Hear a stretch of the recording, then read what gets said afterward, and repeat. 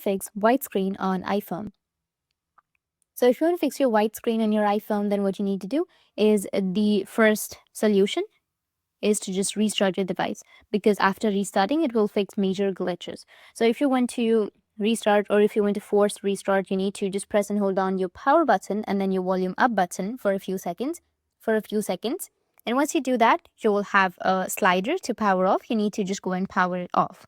Or you can also open up your settings and then you can search for shutdown, or just simply go with general, which is right here under your settings, and then scroll down and you'll find an option to shut down. You need to just go and shut down and then restart it. And once you force restart it, you will find all of the glitches gone and it will fix your white screen on your iPhone. If that still doesn't fix your problem, then you can just simply go with your iPhone provider or your Apple store and check your iPhone. That's it. And if you have any questions, feel free to comment below. Thanks for watching.